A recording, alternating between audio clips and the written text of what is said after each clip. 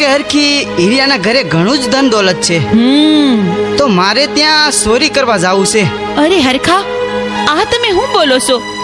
એક તો આપણે સંતાન સુખ નથી, ઉપરથી તમે આવા કાળા કામા કરો તો કોઈ દી આપણે સુખ ન આવે હો.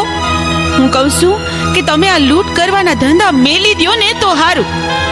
હું હરખો ખાવડ, આપણે સંતાન સુખ તો છે નહીં, તો મને મોતનો ભો નથી, માટે મારે ચોરી કરવા તો જાવું જ છે.